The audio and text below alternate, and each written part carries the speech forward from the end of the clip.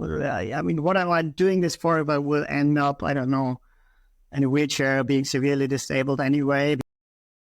Also, one thing which I think got most of the controversy and tears and drama was the introduction of minimum impairment criteria. I think at the end it was more than 12,000 meters of altitude to climb up with the bike.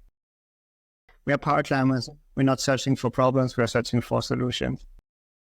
Welcome to another episode of the That's Not Real Climbing podcast. I'm your host, Ginny, and I'm excited to introduce my guest, Sebastian Depke. Sebastian is a German paraclimber.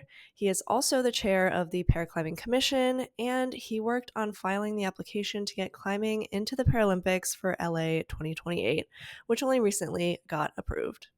In this episode, we'll learn about his journey accepting that his disease would affect his body and climbing forever, what the process was like for getting climbing into the Paralympics, the drama behind the paraclimbing classification process, and we talk about his harrowing 1,000-kilometer journey to the Innsbruck World Cup on just a solar hand bike.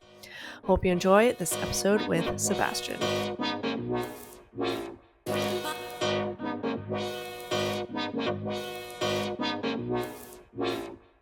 How are you doing today?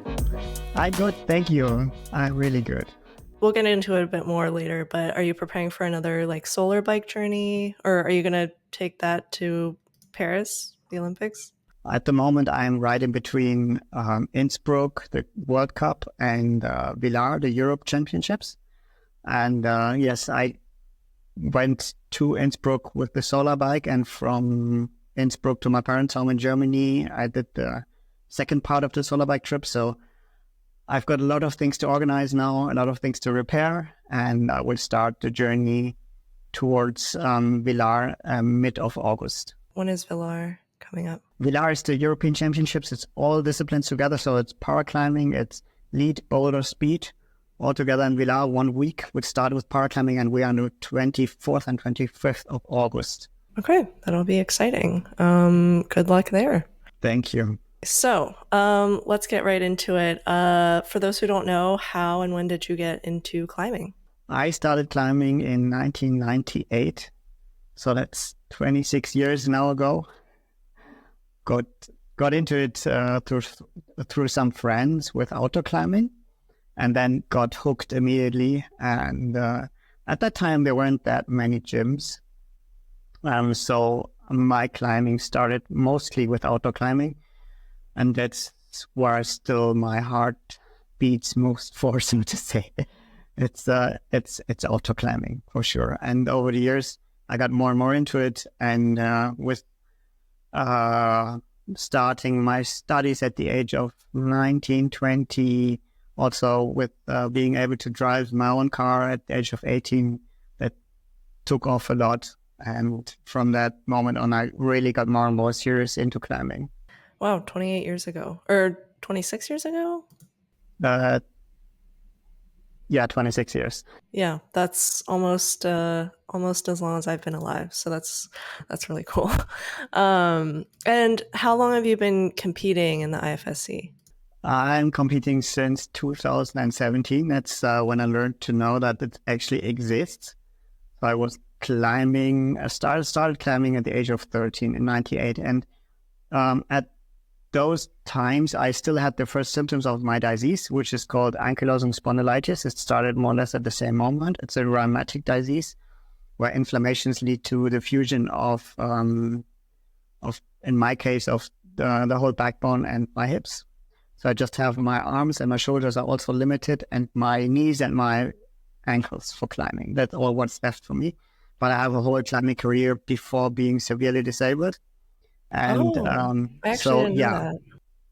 Yeah, so it's there's still a Sebastian climbing without being severely impaired. It's also the time where I did lots of other things. So I saw lots of different parts of climbing, including doing first ascent, bolting routes, replacing old gear on routes, multi-pitch, alpine, sport climbing. Also 8 climbing, big wall, also put my nose into that for a very short moment.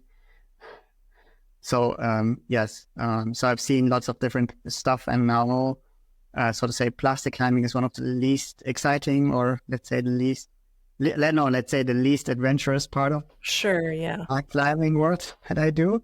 Well, it's a big fun, and I still do stuff like, well, I don't lead climb anymore for safety reasons, but I still do have if I have the occasion. For example, I still do multi-pitch, for example, and I also bolt new routes from time to time. Okay. Yeah, so I was going to ask, was most of that outdoor stuff before the disability started to kick in, or do you still do like bolting and like, I guess Yes. probably no big wall stuff? Well, a big one, not anymore. It was just one try once. But multi-pitch, yeah, if I have the occasion for something, yes. And I have dreams and projects also with other paraclimbers. There's a funny video of Urko, the guy from Team Spain with a leg amputation, and we tried together in the Malos de Riglos, that's big sandstone conglomerate towers here in Spain. Tried to get on top of those really interesting towers, and we also did more than just that, what's shown in the video. So from time to time, I get the occasion to do something like that. And for example, after the World Cup in Salt Lake, I went with a teammate, Kevin. We went together to Red Rocks and did some multi-pitch there. And so I try to combine sort of things. I don't see any sense in just flying halfway around the world to just climb 2 or maybe 3 routes that you don't even climb to the top, most likely, on plastic, and then fly back home again. Yeah, makes sense. That's not what's into my idea of climbing, so to say. Once I'm there, I want to see more. I want to do more. And I hope I can combine it in the future as well. And so to keep up this, like, combining things a bit. So to be honest, I don't climb that much on plastic, even though I live in Spain. I'm competing for Team Germany, but I live in Spain, and I don't have good gym, let's say, possibilities here, which are nearby and which fit to my needs. Not at all. I just can do bouldering here, and for safety reasons, I just do low traverses. So if I go bouldering, you just find me on a spray wall doing like max power training, but nothing else than that. So it's and to be honest, yeah, it's good for your maximum power, but it's not always fun. Yeah, so if I want to really have fun, or also, for example, if I want to do that kind of maximum power training, I also can get outdoors and project some hard routes. That's basically the same. If you can also do bouldering on top rope on a hard project, that's, in my opinion, mostly has a similar effect. So how's the accessibility between like the gym versus going outside? Because I would imagine it's sometimes pretty hard to get to the crags or the boulders outside, depending on what the trails are like. Yeah, sure. For example, if I try to do something like multi-pitch or something like that, that's where mostly the approaches are really, really hard. There really have to select by what's the easiest one. So short approach and not like scrambling too many kilometers through loose rock sections or getting up loose rock fields or something like that. That's terrain which is almost impossible to me. But if it's a normal sport climbing crag, which is accessible, so why not? I don't see it that much as a big deal for me, but I've got to say, like, I'm not relying on a wheelchair, for example. In that case, it would be totally different stories. But if I see what my friends are doing who are in a wheelchair, they get even to those crags with 8 of friends, and they don't care. You know, we're power climbers. We're not searching for problems. We're searching for solutions. That's a good statement. A good way to put it. So how old were you when you started to develop ankylosing spondylitis? Ankylosing spondylitis. Yeah. How old were you when that started? It started at the age of 13. So that you might say, like, wow, that's pretty young for a rheumatic disease. And that's correct, but it's a specific form of rheumatism. It's, by the way, it's the second most frequent one, right after rheumatic arthritis. And here in Northern Europe, it affects more or less almost 0.5% of the population. So that's 1 in 200. Whoa. And those are just the ones who get diagnosed. That means there's the assumption that there are way more cases that did not get a diagnosis because their symptoms are just so low that you don't get diagnosed. And then it starts with a light pain, maybe just in your lower back, which can be everything. And sometimes it's also in the hips, for example. And as it's a progressive disease, it does not go in a constant, so to say, level of pain. It just comes and goes. And if you have an active time with these rheumatic effects, then it's maybe just a few days or a week or two where you have got pain and then it disappears completely. And well, I mean, if it's in the beginning, you think like, well, it came on its own, it went on its own, so shouldn't be that serious, no? But then it comes back again, and there's a moment where it leaves something. And then you don't go back to level 0 again. You slightly build up over time more and more impairment. And that's what also happened to me. And I got diagnosed at the age of 21, by the way. Okay. So that means 8 years after having the first symptoms. And you might think like, wow, that's a long time, but this is actually more or less average. So in Europe, the statistics say I think it's 7 years in between the first symptoms and the final diagnosis, still on average in these days. So because it starts slow and it's hard to diagnose, and especially those symptoms in the very beginning, it can be everything. And it's a hard diagnosis, and you really have to be sure from doctor's perspective on who you're giving this label, so to say. And also there are certain criteria you have to fulfill.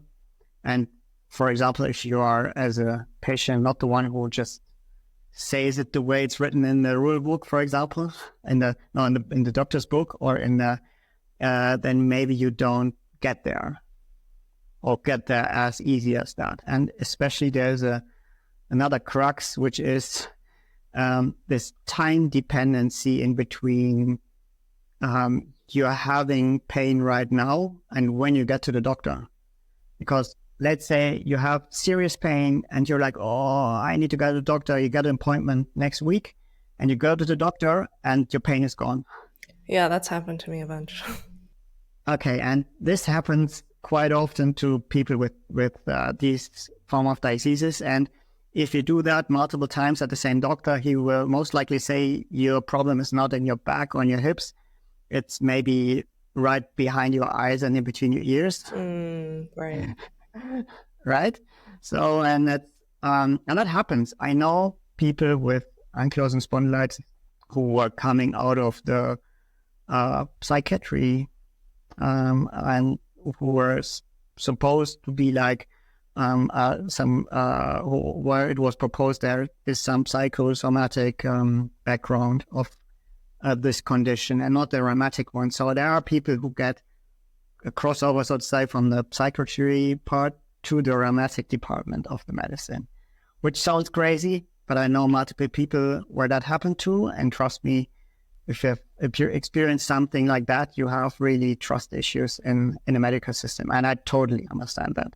Yeah, when you finally, I guess, got your diagnosis, was that kind of a relief for you then? Well, it was not so easy to get the diagnosis. For me, that meant running half a year from doctor to doctor. And one said, yeah, it's that. Or the next one said, no, look at the pictures. It's like, can be anything. It's just, he did too much sport in the wrong way, whatever. And the next one said, oh, maybe, yeah, but look at that. And I got to the next one, to the next one, to the next one. And I had big question marks, and getting such a label is hard. It's really hard. So for me, it was like falling into a black hole. And at the time I was studying chemistry and being climbing a lot. And it was like, wow, I was standing in the chemistry lab in the university And I was asking myself, like, oh, what am I actually doing here? Does it make actually sense? What's my life now going to? I've got a progressive disease which cannot be healed. Like, is this the end now? I mean, what am I doing this for if I will end up, I don't know, in a wheelchair, being severely disabled anyway, because you get told the consequences quite drastic and clear. And I mean, everyone can Google and see what that means. And it doesn't mean that you have to get the hardest form of it, right? But I mean, doctors are also honest to you. I guess I just assumed that a lot of paraclimbers started out climbing with their disability or impairment. And so I'm kind of wondering what that process was for you to realize that you got this diagnosis and then, I don't know, I guess grieve like climbing as you knew it. Well, first of all, just knowing the name for the thing that you have doesn't change your climbing.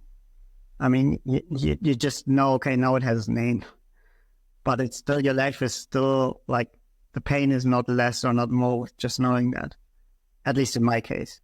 The psychological part, yeah, that was a big thing for the moment.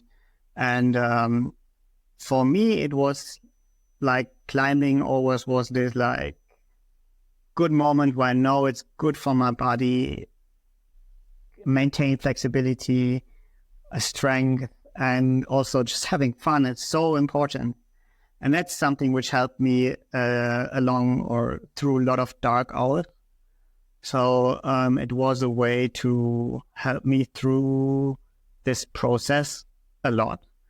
And also because they say the most important part of therapy is like stay flexible, stay flexible, stay flexible. So do sport, and do sports. And climbing is perfect therapy for that. And so it was a good way to maintain my body in a good shape. And nevertheless, I had a really severe form which developed then. So I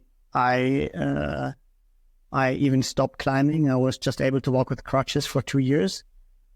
And then there was a time when I didn't climb for a moment, but then I even went back with the crutches to the rock and started climbing again. And after 2 years, it took me half a year to get away from the crutches. So my pain level dropped, and I had from that moment on no active inflammations anymore in my body. And since then, it also didn't fire back up, so to say. So I'm officially in a stable state, which is also which gives me the capability of doing what I do now. Because doing hard or doing sports in a too hard way with ankylosing spondylitis might trigger new inflammations. So you're always riding on that tiny edge of like I've got to do something to stay in shape, to stay flexible, to stay strong. But if I go too far, I trigger the next big inflammation and then I might break down. So it's like a really, really wide ride you have to manage there. So do you ever like have to hold back then on trying harder? Yeah, sure. I mean, if you get kicked out with heart inflammations, you can, for example, if you take medication to reduce your pain and then think, oh, I can try harder now, your body will show you that he's also capable of showing you even harder what he was trying to tell you before, right? So I do not recommend that at all. And I mean, I'm not a doctor. I cannot recommend anything. I'm not in position. I just learned on my own body that most important thing is listen to myself, to try to understand this game and what's happening there. Because I learned that's so much more than just something I cannot control has influence on my level of pain. It's much more, for example, if I was lucky, I had less pain. If I had stress, I had more pain. If I eat certain things, I got more pain. So, for example, I tried a bit of alcohol, inflammations just went through the roof, and I was completely full of pain. And I was asked, and it's like, why do people think that this alcohol makes sense or is funny? I didn't get it.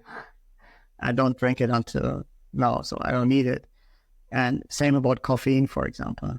So my way was to identify those factors. And it's like if you're, so to say, like sitting on a table and people are playing cards, but you don't know the rules. But if you so like watch long enough, you can reverse engineer the rules and realize the repeating moments of the game and trying to get an idea of what it's like. And that's what I did with my body. So I was studying science, chemistry, and sitting at a doctor who says like, yeah, we don't know where it's coming from and it cannot be healed and good luck, was not the end for me, because it was like, okay, someone is saying like, oh, we don't get it, but that does not necessarily mean that there's no chance, right? It just means that he does not know yet. And when I always felt like, okay, there's more than just that what the doctors say, I said like, okay, I'm gonna dive into that. I'm gonna try to see what I can do with that and get behind those things where I can do something. And that led me on an adventurous path. But at the end, I mean, I'm here now. I'm climbing. I went through a deep time of just being able to walk with crutches, almost sitting in a wheelchair, and I fight everything back from my life, and even more than I did before. I mean, I started scuba diving. I'm doing a lot of things. I do a lot of climbing. I got back a valid driver license. I moved out to Germany, got self-employed. So I think I'm living a life which is a really privileged and lucky one. And I'm a really happy guy, and I would say happier than I was before. And I found my luck in life in something completely different than what it was before. And I learned to read the things that my body wants to tell me through my disease. And I don't see it anymore as burden or as something bad that happens to me. It's more like life showed me something and I try to do something out of that. And I always say, my slogan, so to say, is like, take it, love it, live it. And that was the key for me, learning to love what you have and trying to make the best out of it. Even if it's something which is considered as the worst which can happen to you in life. And that's what I'm trying to do every day. And that's why I'm still here. And that's why I'm a happy guy, not being depressed and not in a wheelchair. Awesome. Okay. And I mean, it's opened new opportunities to you through paraclimbing and all of the work that you do through that. So. Sure. I mean, every year I do things where I say like, wow, I could not have imagined this 1 year ago. And the interesting thing is that it continues year by year. And something is asking like, oh, what's going to happen next year? And I'm pretty sure we're going to talk about the Paralympics, for example. And this is one of those topics, for example, a topic where I did not believe it could actually happen, and that it's happening, it's getting real. And the consequences of this is also one example. Just if someone would have told this to me 1 year ago, I would say like, yeah, come on. Take lessons from these drugs. It's better for everyone, please. Yes, I think that's a good transition into the Paralympics, which for anyone who doesn't know, paraclimbing has been approved as a sport for the Paralympics in LA 2028, which is super exciting. And you mentioned that you actually worked on filing the application for that. So what was that process like? Yeah, I mentioned before, I'm in the paraclimbing competition scene since 2017. I got there because I met Yannick Ruder, one of the Boulder World Cup climbers from Team Slovenia at that time. He's not into the competition scene now anymore, but I met him and he said like, hey, do you actually know there's a competition format for you? And I was like, what? I don't know. I didn't know how to spell IFSC and what that abbreviation actually means in 2016 when I met him. And so I Googled a bit, found my way to the German team, and since then I'm with them. And in 2019, there was again elections for the IFSC athlete representative. So, and it was obvious that there were lots of challenges in our sport. And I was not holding back and sharing my opinion. And at that time, I was speaking 3 languages, German, English, and French. And I was helping a lot out with communication, translation, explaining things. And I had proposals, etc., and said like, hey, let's do something.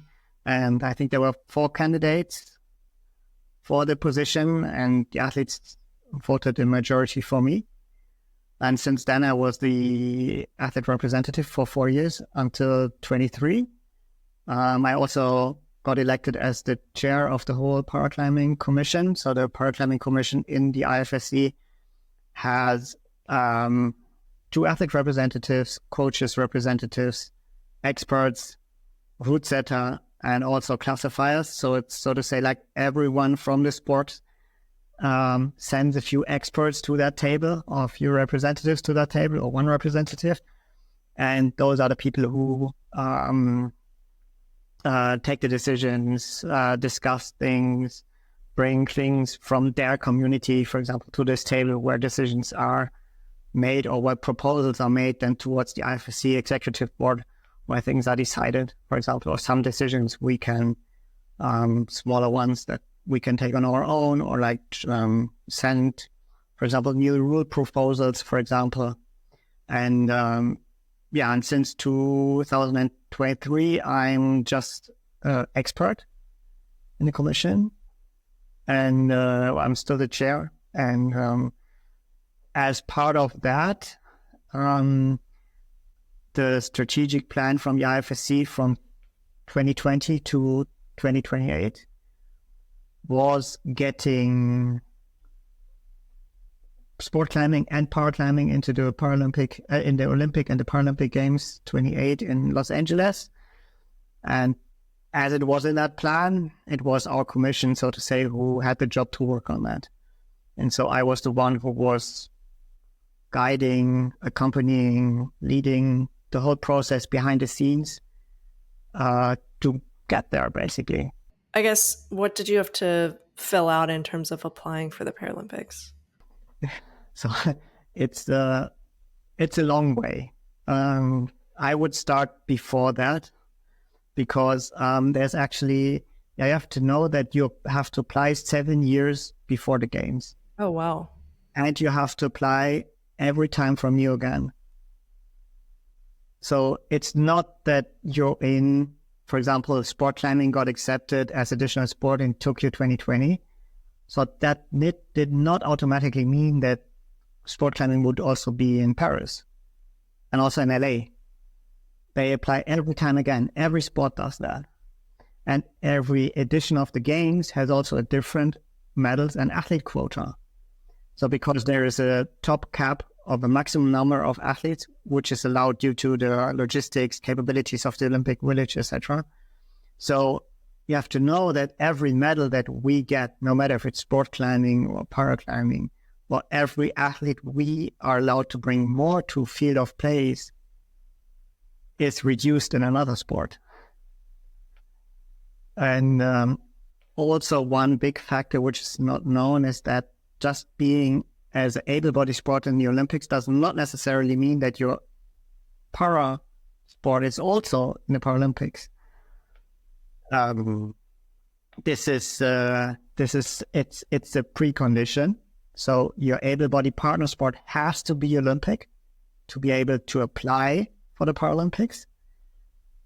Except one sport is para boccia, because it has no able-bodied partner sport.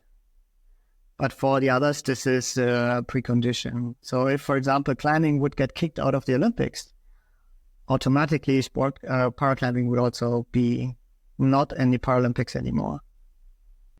Well, good thing it's been confirmed through 32 at least. Yeah.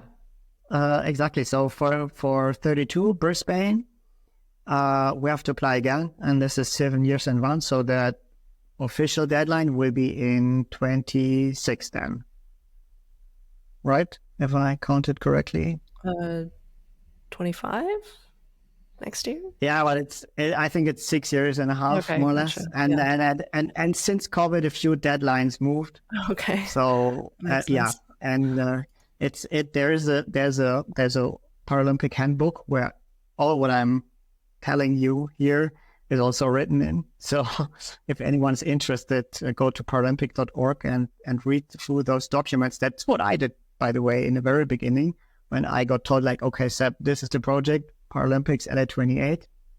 See how you can do that.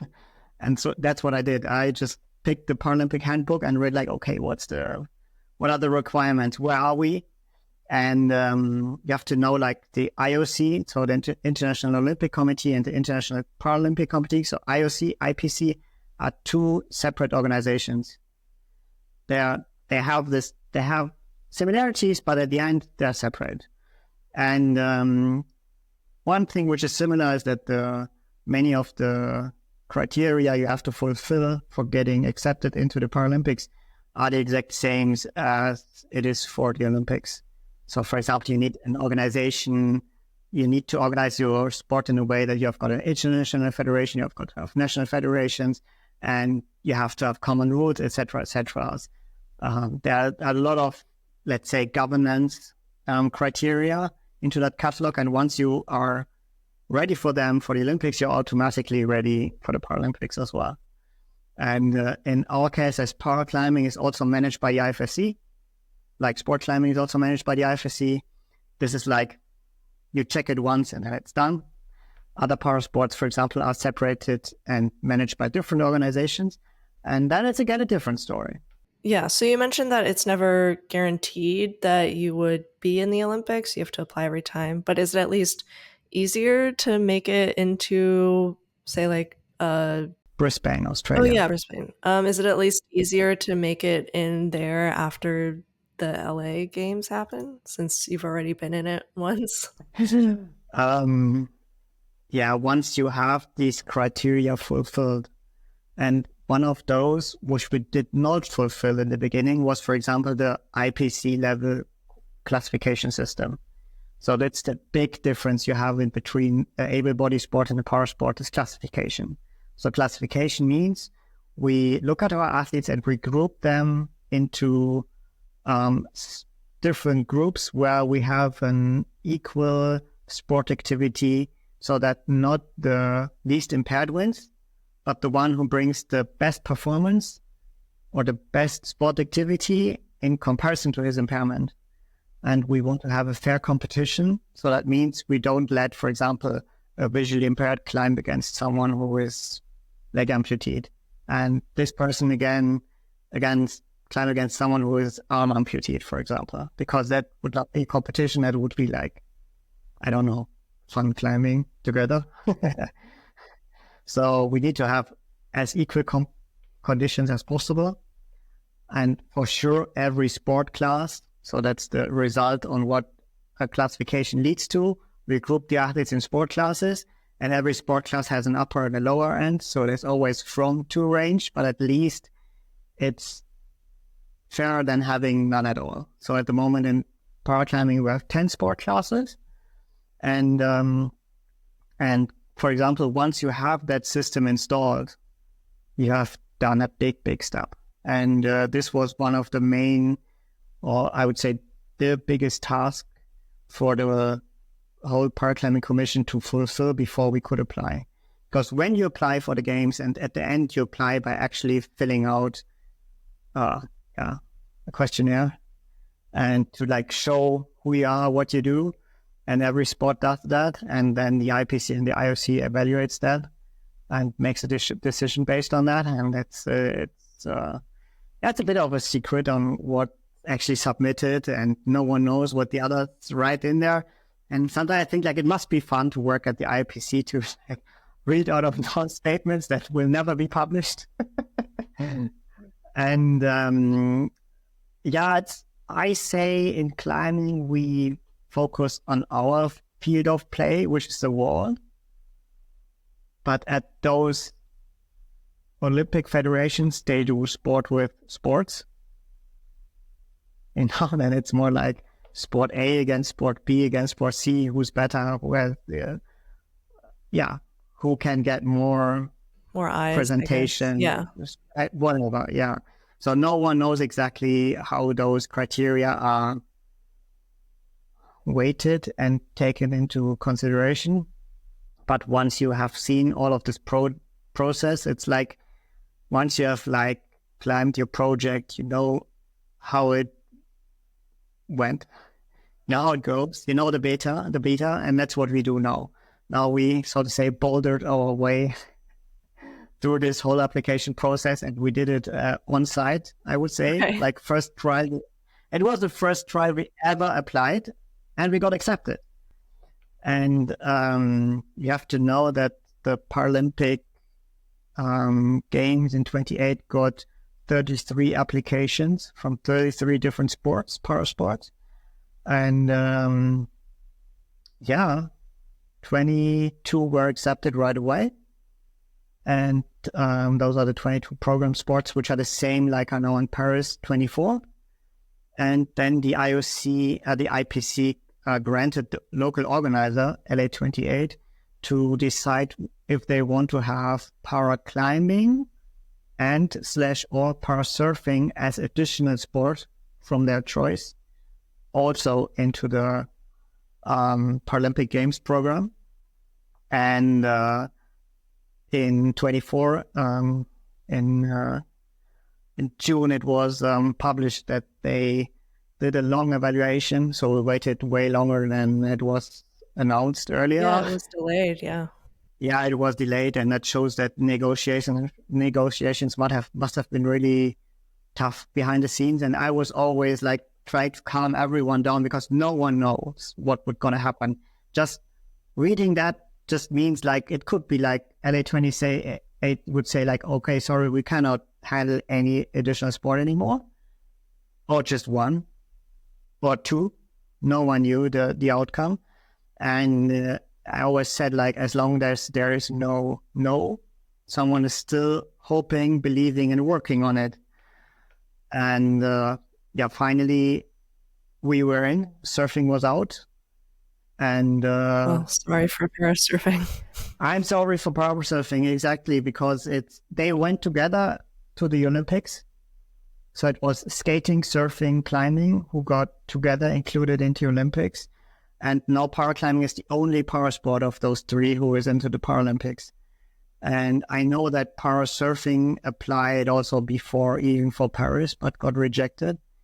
And paraclimbing just applied for the very first time for LA. And we did not know how this process would go. So we just, when I started as athlete representative in 2020, it started like, okay, this is the plan. This is where we're going to go. And I would say we just met the right people.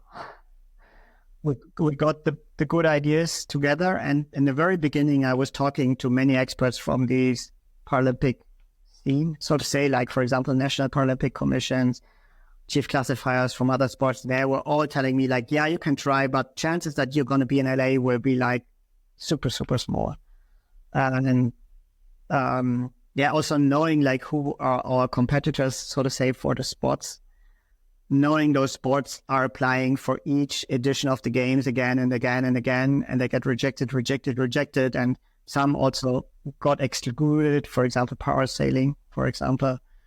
And if you get excluded, you apply again. So those are sports which are like well settled. They know the process.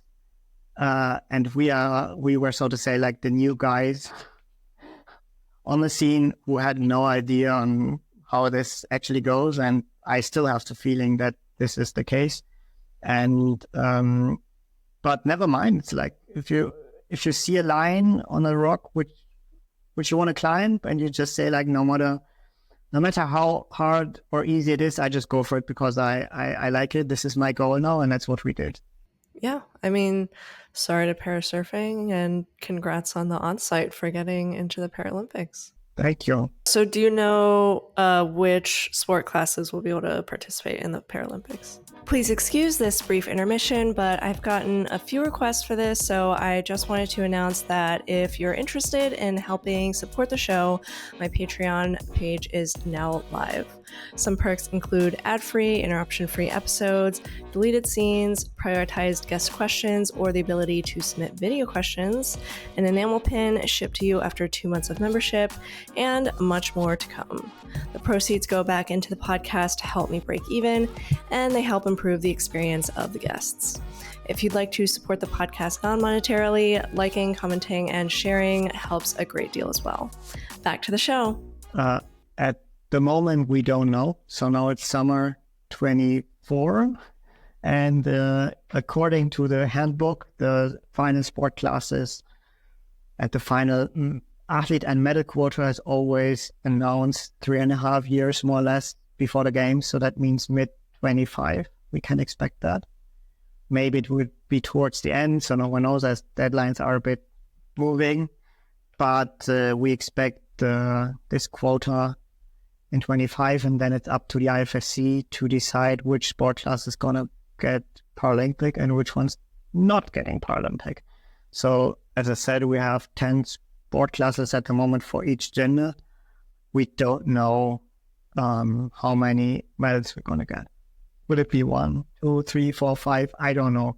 Oh, wow. One is going to be hard. One is going to be hard, yes, and there will be tough decisions ahead of us, and I hope the community will manage to stay together. In other sports, this is a normal procedure already. They are into it. And for our paraclimbing community, it's always very challenging, as everyone has to learn new things over time now. And just, for example, the introduction of the new classification system. So we were coming from a classification system before we introduced the IPC one, which was just 2.5 pages long. Now we have 50 pages, more or less. So 50 pages. And these are the model rules that the IPC requires you to have, which are in those forms and, let's say, more or less applied in all sports. And so that means they are well tested, they are well prepared, and they have considered so many things that we did not have in our 2.5 pages of rules that we had before. But those rules were running fine for many, many years in IFSC paraclimbing. So when it started 2011, there were several modifications, but the biggest step now was definitely when we introduced the IPC-based classification system and their rules. And actually, it sounds a bit weird maybe, but COVID helped us here because we had 1 year without competitions. And in this year, we had the time to prepare in silence without having the rush of the running season to implement the new rules, think about our sport-specific classification system, because each parasport has his own set of individual rules for the sport. And someone had to invent it. And the commission had an expert. So greetings to Sean Spencer, physio from Australia, who was our pioneer, just writing on a blank sheet of paper the first lines on how this new classification system for climbing should look like. And since then, it was introduced in 21. It was revised every year. And if I look back and see the kind of modifications that were done over the years, I would say the first draft or the first version was already really, really good. Just coming from a blank paper. And this is the hardest step. And it's good to know that it's done now and that we can just improve existing rules and work on that instead of being challenged with inventing something completely from new again. So if we were only given one medal for the Paralympics, what do you think would be the most likely sport class to go in? I don't know. and I don't think that I'm in a position to make guesstimations here. But I can tell you the criteria that the IPC is requesting the sport to fulfill. So you need to show that you have gender equality. So that means we have to have a sport class which has, for example, not just men and no women, but we still have that in one case, sadly. This is the AL1 sport class. This is the leg amputee, or let's say loss of control and muscle power and neurological control in both legs. So those who are sitting in a wheelchair and campusing everything, there we have, over the past years, we developed a stable sport class on the men's side, which is competing on their own in each competition, but none on the women's side. So for example, then I can tell you this sport class would then not fulfill this gender equality criteria. Then you need to show a robust and a precise classification process for that sport. So a sport class has to be well defined and have just, let's say, a proper setup. And there it starts with being a bit vague on, in my opinion, to say like what the IPC might mean with that. And that, to be honest, I don't have too much insight and comparison in between other para sports and see like what's a good setup in this case and which one is a setup where you think it could be optimized. I just don't know that. And then the IPC is also in favor of more severe sport classes. Right. So that's something they support. And in general, I think that means what they just want is a good show. Yeah. I mean, I guess that makes sense, yeah. A decision will be made in 25 for sure. And it will be for this edition of the Games only. I hope that also those sport classes who will not be Paralympic will keep their spirit, because this will have no effect on the IPC format that we have inside our World Cup and World Championship series. That will all stay the same and not be affected by that. So we're not going to bend the sport for the Olympic setup in 28. So it will remain the way it is. And we're going to work on that. And the Olympics is just one addition on top of that, the existing thing. But it's not going to feed back on the current format we have. And I hope also national federations will support and keep sending those athletes who are not in a Paralympic sport class. And because we need this variety, and we need also these sport classes to grow. So because we need to show that we have the numbers, and that's also a basic requirement, we need to show the numbers over the years and the sport classes we want to propose for potential future inclusion. So if we, for example, would say like, okay, let's just say we get 2 medals in 28, and everyone focuses just on those 2 sport classes and just forgets on the other 8, I think we will lose a big part of the sport, and this will be a huge mistake and would automatically take away the chance from growing any further, because we need every sport class that we have, and we need the numbers. And even if it's just a single competitor from a single country who is there all over consistently competing in all the years, that's super important, because there's also one criteria where you have to show that you have got a global reach and relevancy with your sport. So the IPC wants to see 32 competing countries on a regular basis. And it's also one of those criteria from the big list of the handbook. And even more, to have a Paralympic sport class, you need to show that you have got at least 10 different athletes, 10 athletes from 4 different countries in both genders over the whole period of statistics you send for the application. Okay. Yeah, we'll see what comes of that in 2025, I guess. Moving on to your experience being athlete representative and being chairman of the Paraclimbing Commission. What do you feel like are some of the biggest issues you've tackled so far doing that? And what are some issues you're still working on within paraclimbing?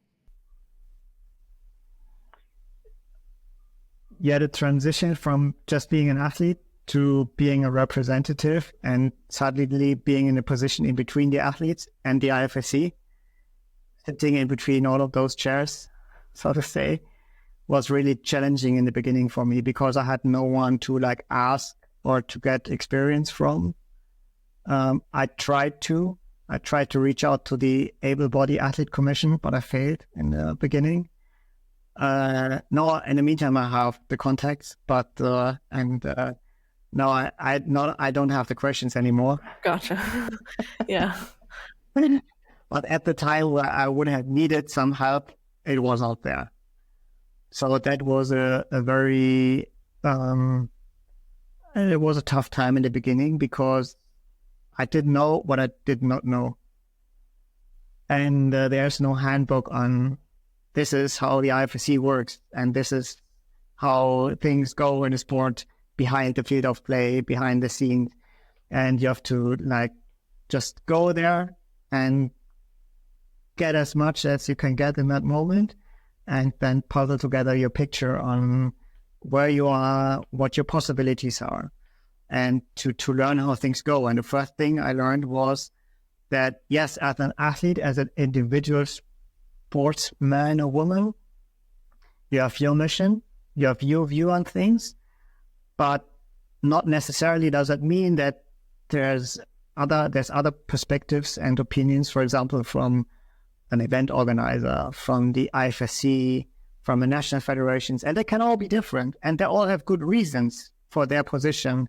But when you're just an athlete, you don't know that, you don't know the reasons, you don't know why things are the way they are. And I was then in a role also to explain things towards athletes and say, look, this not someone just didn't get something or missed something. That might have happened, sure. But for many things, there's reasons why things are the way they are, and they are not self-explanatory. And then it's up to the athlete representative to just explain those things and tries to put some more explanation into things, explain rules, explain changes. And that was a tough time, especially during all those rule changes, which for sure produced lots of tears and drama. Because, for example, the IPC based classification system introduced some things that were not existing before. So from that moment on, the IPC has a definition of eligible impairments that are allowed to compete, and also a list of non-eligible impairments. You can read it at the end of our classification rules there and resources on the IFSC page. So if someone's interested to read all of that, take a look in there. I'll add a link. And it's an interesting read in my opinion. And my recommendation to all the athletes is also to take a look in there, and you will get a deeper understanding, because being a para athlete does not just mean you have to play well on a field of play. You also need to know the rules. And it does not just, it's not enough to just say, hey, yeah, my coach knows how it goes and he has to instruct me. No, you have to know on your own. And especially in the very beginning, when you get your first classification, when you're approaching that, it's a very important task that you should prepare well. And it starts way earlier than just I'm traveling to a competition and I'm seeing all paraclimbing classifiers and I get the evaluation session and they assign me a sport class and then I go to qualification. No, it starts way earlier, and that needs to be well prepared. And those are things that were really changing with the new system.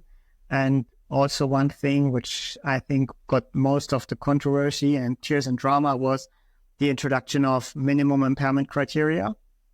So that means there's a minimum level of impairment defined for each sport class that you have to fulfill to be eligible for competing. Well, was that not there before? It wasn't there before. It was just a very vague definition, but in some cases it was there. For example, in the visually impaired sport classes, or in, I think, the AL2 sport class also had a definition. But for example, the RP sport classes, so those who have limited range, power, stability, so those with neurological and physiological impairments, there was no real minimum impairment criteria defined, and also not really defined how it is assessed, etc. And all of that is now defined. And by having no limit there, or minimum criteria, and by introducing one, there were athletes who were competing before, but then being excluded and being not eligible anymore. And those were even more than 10% that we just lost with just introducing a new system. And for sure, that got a lot of discussions, a lot of tears, a lot of drama. And it still happens that in these days that people are coming to competitions and then find out that they are not eligible for the sport for whatever reason. There might be many reasons, but it's not many cases. And there's also a system which tries to detect those people so that no one is traveling halfway around the world to, so to say, learn that he's not eligible to compete. Not what we want. So that's why everyone has to also to submit their medical documentation on beforehand. And that's why I say it's very important that athletes understand it, and their classification process starts when they print out this form they need to fill out by their medical doctor, and which is then submitted to the IFSC, and it's checked when they apply. And if there are any questions, they're getting back to the athletes and maybe warning people and say like, hey, you might be a borderline case, look on that, or we need additional documentation here. So that's a way more robust and really way more professional system we have now in comparison to that what was there before. So did these changes just take effect this year? No, this was introduced in 21. When the first version of the IPC-based classification system was introduced by the IFSC. At this competition, it was Innsbruck in 2021, where all the athletes have to undergo classification again, everyone, because no one had a valid classification. No one had a valid sport class classification anymore, so everyone had to go through the process again. That's what we did. And that's where the completely new field was set up. And also, as not everyone was traveling to this competition, there were, let's say, also big classification sessions after this first competition. And also, there are many possible outcomes of a classification process. Sometimes it's not just that you get a sport class, which means, for example, like B1, so that's the most severe visually impaired sport class. You also get a sport class status, which indicates how secure your classification sport class is. So that means some, for example, have a confirmed status. So I, for example, have one that's where the medical experts say like, okay, this is a super stable condition. It's not going to change. It will stay the way it is, and that's it. So then you get a confirmed status. If, for example, your condition is subject to change, for example, it's a progressing disease in whatever direction, might improve or make it worse, whatever, the classifiers might give you a fixed review date. So that means, for example, they give you a fixed review date 26, for example. That means at the first occasion or before you have the first competition in this year, you have to undergo the classification process again from you again. And also you can have a review status, which means and you have to undergo classification again at the next possible occasion. And for example, if so it's complex, and I'm just describing some scenarios here. There are even more possible outcomes, but those are roughly the scenarios that exist. And this status, by the way, either it's different stages. First, you submit the documents. Documents are checked. Then you travel to a competition. Before the competition, there's the so-called evaluation session, where you see for the first time the medical experts, the sport classifiers from our parasports or paraclimbing classifiers. They assess the athlete then and see the documentation, see the athletes there. They do specific tests based on their impairment. So it's also described in the rule books which tests they're gonna run through, and from those tests you get a score, and the score then says, okay, this is your sport class. And after that, we start with the qualification session, and in the qualification session, forgot one thing. In some cases, the classifiers may say, okay, we did now here our tests here on a test bench and our examination room, but we want to see on the wall and do a so-called sport-specific test. So, for example, they say like, okay, here's a boulder wall, or here's a small top rope, and you climb there, and we let you do some moves. They want to see the impairment in action. So the classifiers can request that. And after all of this assessment part, they give the athlete a sport class, and sometimes also already a sport class status. But all of that is subject to observation in the qualification session. So our classifiers are watching the qualification session, and then see if the sport activity level on the wall matches that what they assessed before in the evaluation session. And if, for example, I would pretend like, oh, don't get my arm further up than this in the evaluation session on the bench test, and then suddenly in competition, I'm like this up here, and then for sure our classifiers might have some questions. Okay, gotcha. And that happens. Yeah. That happens. And that has, I would say, it can also be like an impairment shows in a completely different way than it was expected before. Maybe it's a rare case, no one has ever seen it before.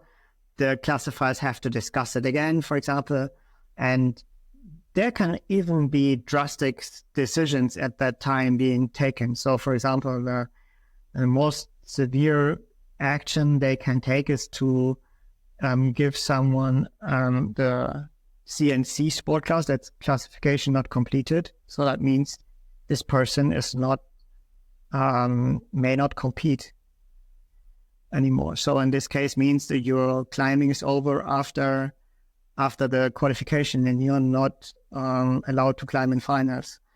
And in this case, this person has to undergo the next possible occasion for classification in order to compete again. And in very severe cases, the classifiers can also raise a case of intentional misrepresentation, also known as cheating. And if that's proven, it can lead up to a ban from the sport for many years. And I think we did not have any proven cases in climbing yet, because if our classifiers are really like, they know how to intervene and to say something in a way like they don't have to sort of like bring all the super drastic measures, and to handle it in a good way.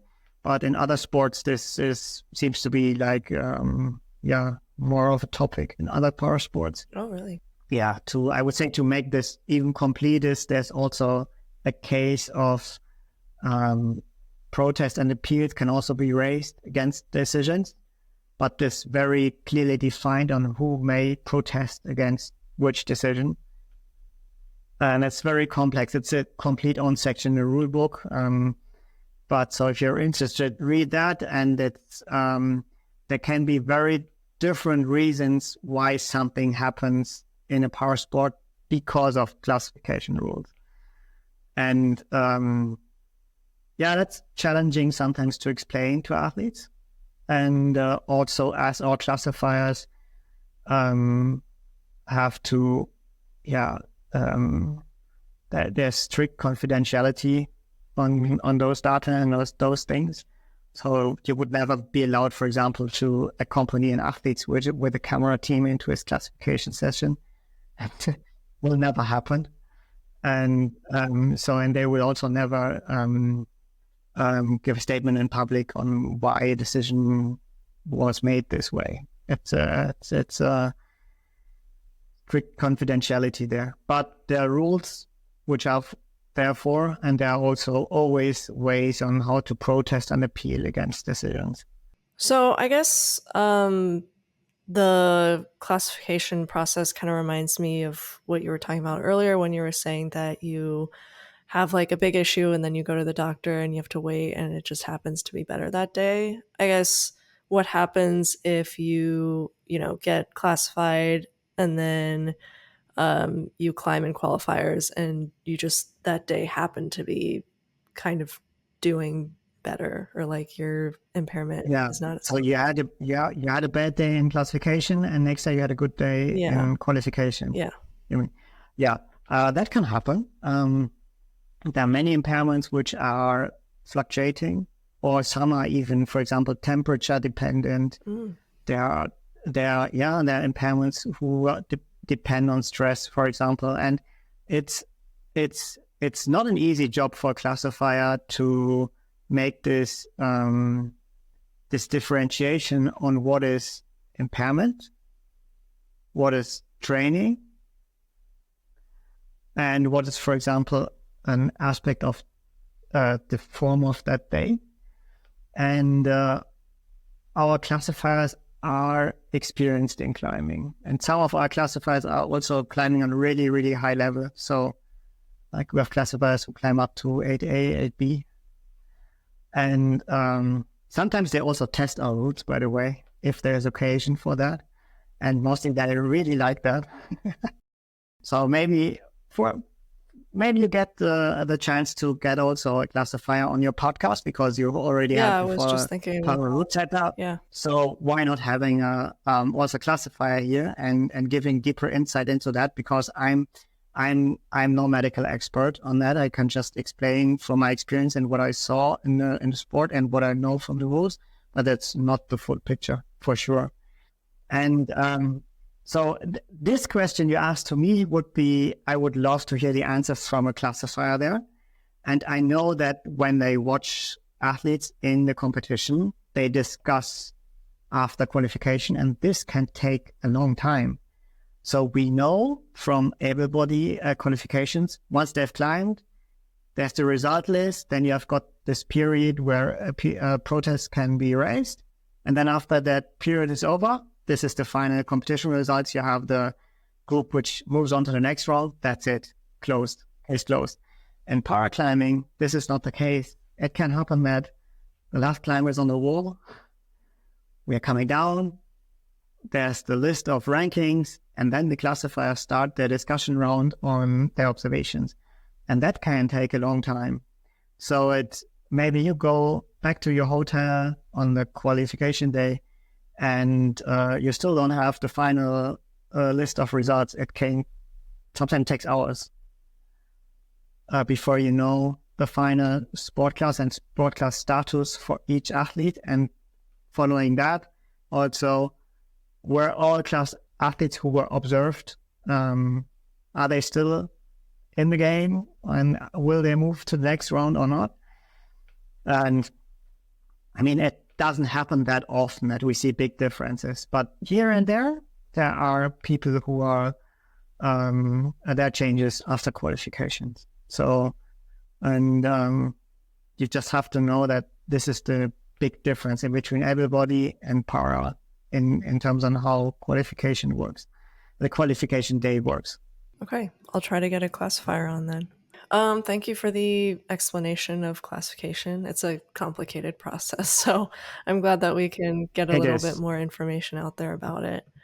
But yeah, moving on to, I guess, more of your personal life or non-competition life. Certainly a lot of athletes don't make much money from climbing anyway, and unfortunately even less so in paraclimbing. So I guess, what do you do for work? So yeah, we have a few full-time athletes in the paraclimbing community in the meantime, and I hope that they are getting more and more with the focus and the exposure that we get through the Paralympics 28. Chances will increase now. Now is the moment for people to start, and and some of you might also know my private projects, the solar bike project, where I built my own vehicle that I used to get to the competitions this year. And I have a very well balanced sponsor systems of my credit card, my other credit card, my PayPal account, and my bank account. And I realized this year that it's not as balanced as I thought. Okay. So getting back to your question, yes, I've got a job as freelance IT guy. I'm doing server administration, websites, e-commerce systems. That's what my job looks like. And the climbing part is free time. But I'm in a situation that I can decide quite flexible on my free time projects. And as I said in the beginning, with my condition, ankylosing spondylitis, it's very important that I keep my flexibility, that I keep my level of activity. So even if I want or not, I have to live a very active athletic life. So even if I would not be paraclimbing one day anymore on IFSC level, I will 100% continue climbing and do also some other things. And I will always continue also my other projects. So I will not focus, for example, just on climbing. I will always go scuba diving. And if I discovered hand cycling for me, and I'm also doing other things, and I will continue that also, because I know it's very important for my whole body to keep things balanced and not to focus too hard on one thing. If I just would, let's say, just focus on climbing, I would maybe get a bit better, but after that, it would go down, because I would, so to say, lose a bit. It would be too specific in one direction, the whole training, etc. And I already feel it now. As I've never hand cycled that much before, I now feel how my body changes, and my body reacts quite hard on changes. For example, I then start to get more muscle tonus in my shoulders, on my neck, and that will then lead to more pain there. And my body has to adapt slowly to that. So I should never train too much just on one thing, because it will always have bad consequences for me. So I have to do something, see how my body adapts, give him also some time, readjust a bit, and be quite careful with the level of intensity that I put on it. Going back to the solar hand bike, I figured that is a very time-consuming project, and maybe you would have some kind of engineering background to work on it. How did you get the idea to work on this project? Since I was a kid, I was always playing around and with scale models, etc. That was my background, like little cars and trains, etc. When I was a kid, and I was learning how to solder cables, etc., and electricity and things, that I always had a fascination for that, and I actually never lost that. So I always had projects since I was in school. I, for example, developed in school. I developed a system that little scale model cars which were driving independently recognized each other and reacted and adapted their speed together, etc. And even went to science competitions with that, where kids could participate, and even got to the highest level you can get in Germany with that. And also when I was studying, I always had a little corner in my room where I had some things to to just work on things. And I was always having projects, sometimes more, sometimes less. And when I moved to Spain, I had the vision of building something on my own to combine the power of solar, electric, with the things that I have to get a vehicle where I can get the maximum distance with things that are accessible for me. And so it turned out that I ended with something like which was based on e-bike technology, so assisted electric aid, and I combined that with solar to get the maximum distance and maximum independence. And I started this project actually, now it's even more than 1.5 years ago, and I was working for it for many, many months in silence behind closed doors and told no one about it. And just very shortly before Innsbruck, I made it public that I'm going to go with it to Innsbruck, 1,000 kilometers. I had the vision long time before in my mind, but I was like working hard on it to get there. And there was like moments where I was pretty sure like, oh, this is not going to work out. And in the beginning, I was just, I mean, it's a prototype. I had no instructions and no things I could copy paste from. I just had an idea in my mind. I had all my like little toy engineering playing background from my time as a child. And it's like, actually, I'm still doing the same, but just the scale changed. Now I don't let little cars or trains, whatever, drive around. Now I'm just sitting in my vehicles that I built and I'm driving with them. So I'm still doing the same, but just the scale and distance has changed. And I tested a lot on Mallorca here. So I did the round around the island twice. It's the short version was like 250 kilometers in 2 days. And the long version was then 3 days for 400 kilometers with a lot of mountains in between. So it was, I think, 4,000 meters of altitude to climb, or 5,000 to the ground. Yeah. And the road to Innsbruck then was 1,000 kilometers. And I think at the end it was more than 12,000 meters of altitude to climb up with the bike, because I had to cross the Alps. Gosh, okay. And yes, yeah, Innsbruck is in the middle of the mountains. If you see around the beautiful scenery about the crater center, you see the alpine background around there. Those were basically the mountains I had to cycle over with my own bike. Wow, okay. There's not a river going all the way from Spain to Innsbruck. I could just follow. No. So, and I just announced it. It was officially announced in the live stream of Salt Lake, and it was not planned. I told Matt about the crazy idea, and I said like, yeah, I think I'm gonna make it public then soon. And he just decided to talk about it, to tell in public about it in a live stream. Was in May. It was early May. It was early May 2024 exactly. And then I stayed even longer in the US. I came back from the US and I just had 2 weeks in Spain to get the bike ready and to depart for Innsbruck. Yeah, I mean, you had to because he mentioned it on the live stream. So no, I also wanted to. The ferry was already booked, etc. So I'm sure if something would have gone wrong, and a lot of things went wrong along the way. Don't get me wrong. There was a big chance that I wouldn't make it, but I did it. I had a broken spoke in the front wheel, and it was seriously deforming, and I couldn't get it fixed on the way. I had lots of technical issues on the way, but I had a big toolbox with me, and I could fix everything along the way that I made it there. And at the end, it took me 7 days to Innsbruck for 1,000 kilometers. not bad. That's an average of 150 kilometers per day.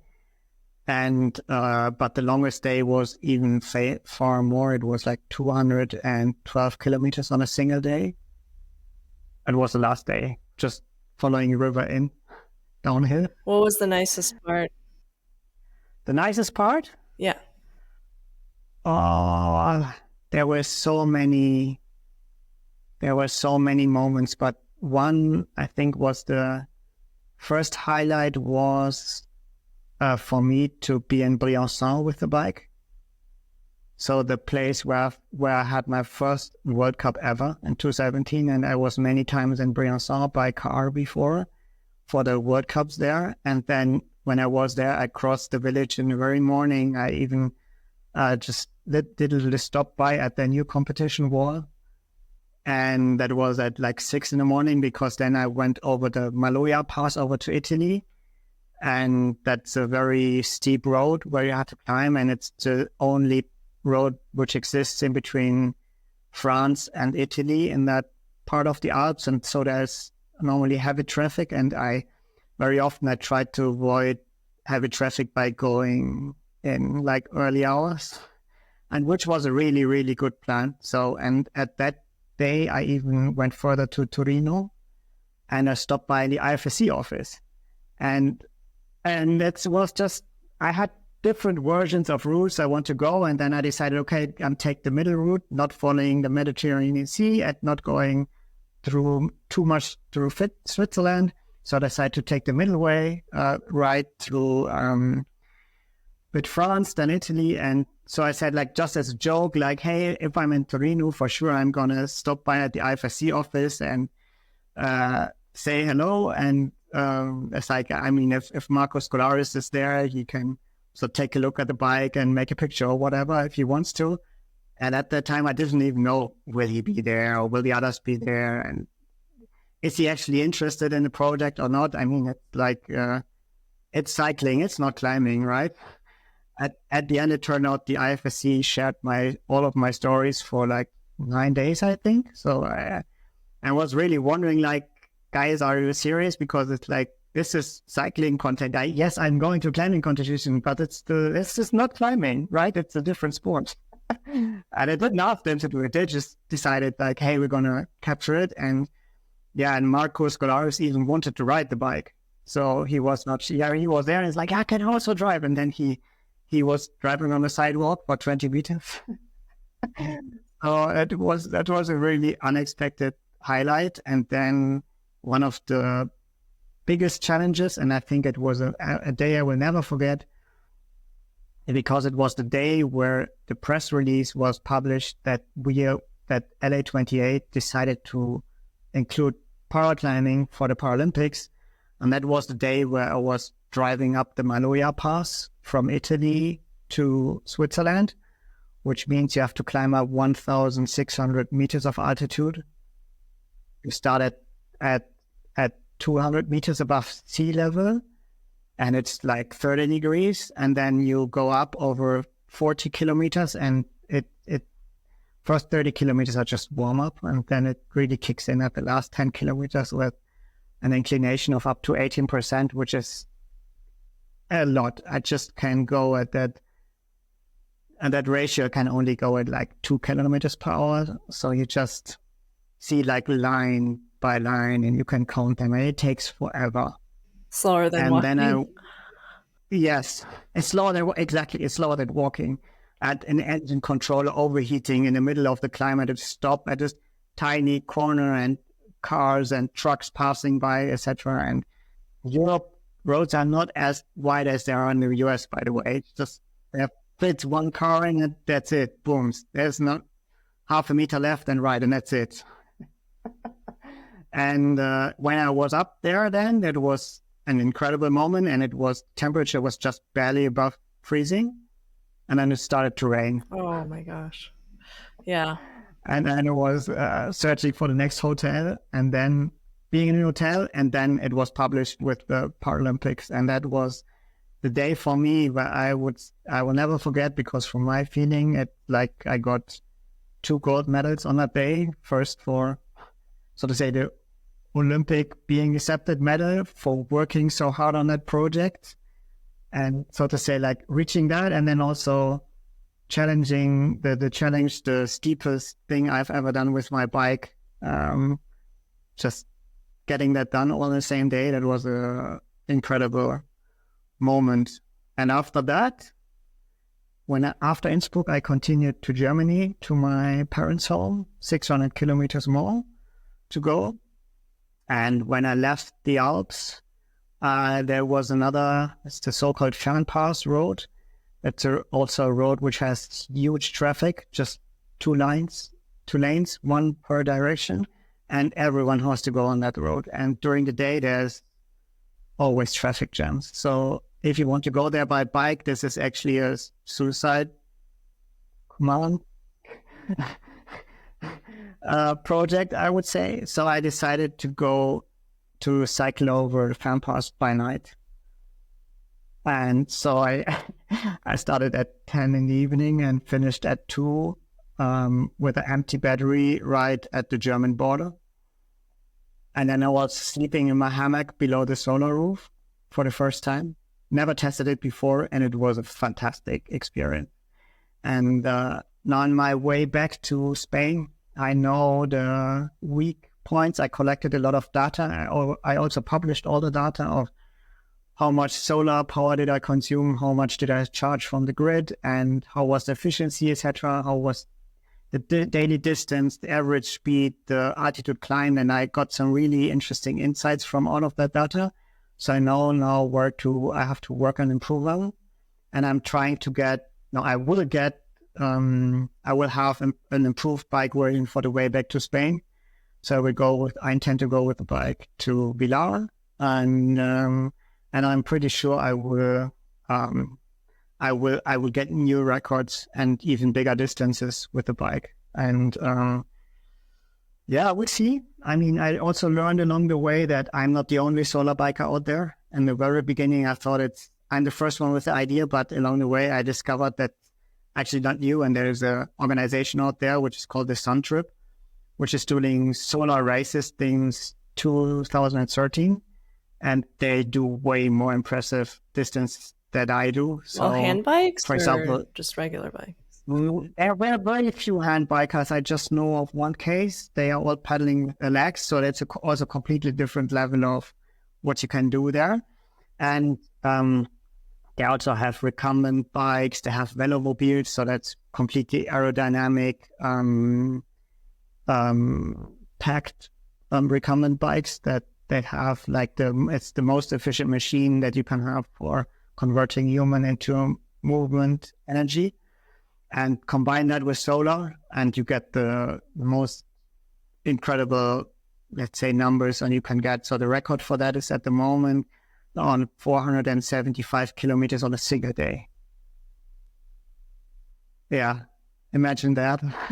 So that, and in comparison to that, my 212 looks like, I would say, tiny. I guess it's like half, but do you have the data published anywhere of your journey? Yes.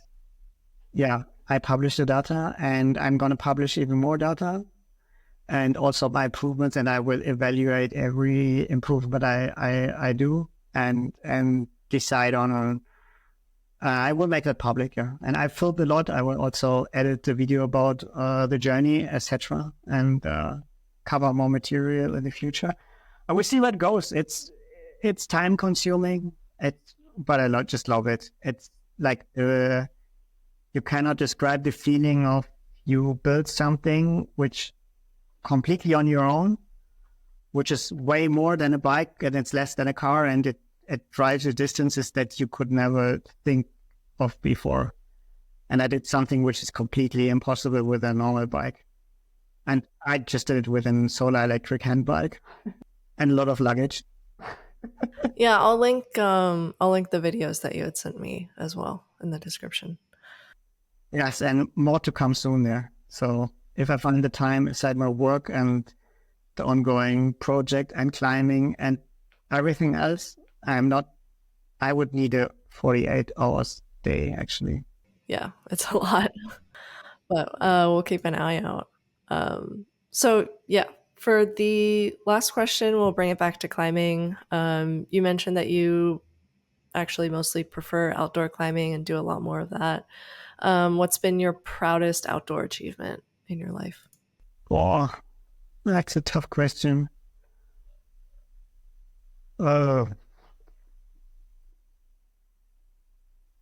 My very first ascent. All right. What was it?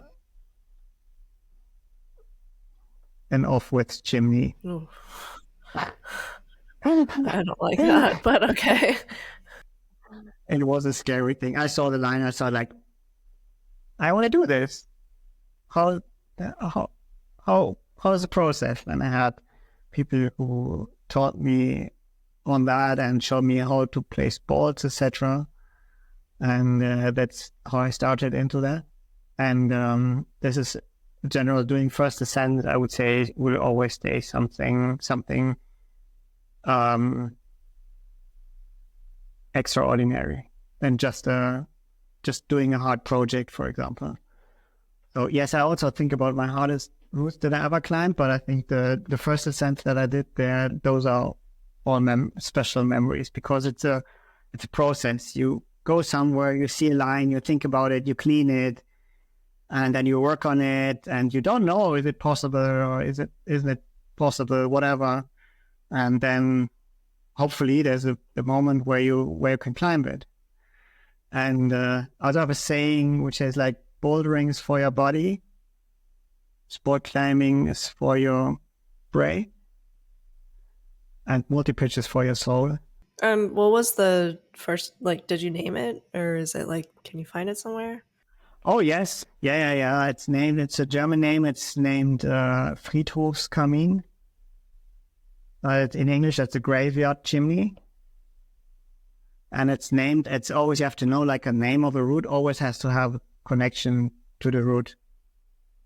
So, and in this specific section, it's in Germany, and there were old quarries where they cut off basalt columns for construction purpose, and so that they left big holes in the ground, and on those walls there's climbing today. And in those holes in the past also people dumped their trash. There was one corner where the I don't know how the word, there was the person who built the graveyard blocks of where you inscribe the name, etc. and on rock. I don't know what it's called, but yeah. It has to, but someone is doing that, right? And sometimes they engrave things in the wrong way, or something breaks, whatever. And they put those, this trash also in those holes. And so below this chimney, I was doing my first ascent in, it was full of graveyard blocks, where just inscribed, this was this name, lived from till whatever. You were standing on those blocks and climbing in the chimney then above. That's where the name is coming from. So now you know the story. Awesome. Okay, good to know. And I guess that's a good place to end it. Climbing on graveyard blocks. That's all the questions I had. I guess, was there anything else you wanted to have a last word on, if not the graveyard blocks? That's how paraclimbing. That's where paraclimbing should not end, right? Yeah. It's a bit dark. It's. I'm really proud of the whole community, and I want to thank everyone who was involved in the whole process until now. And as I said before, my life always puts me in situation or gives me a presence where I would say the year before it's never going to happen, or I don't even dare to dream of that.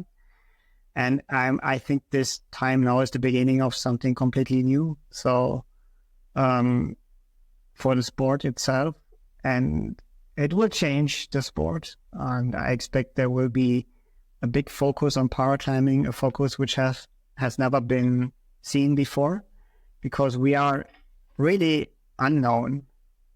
Paraclimbing is not that known in the whole parasport family, and I think many sports didn't have it on their list that paraclimbing actually did big steps in the last years. And so we will be on the biggest stage of the parasports, which is there in the world, and I'm proud that we will get the chance and show that there's almost no disability which can stop you from climbing, and just show that climbing is there for almost everyone, and it's we love climbing, and I hope that we can just share it with others and spread the word of paraclimbing. All right, that's a better statement to end on. So yeah, for people who want to follow your journey with the solar handbike and climbing in general, where can they find you?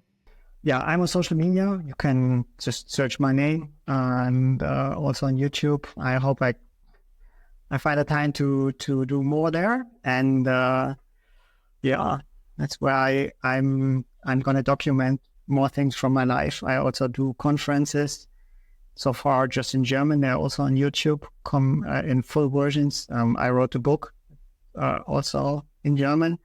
So yeah, that's also part of me. Not just, I don't do these things just not for my own. I also share my my experience, share my knowledge, and in order to, I always hope I can inspire others, because I also got lots of inspiration from others.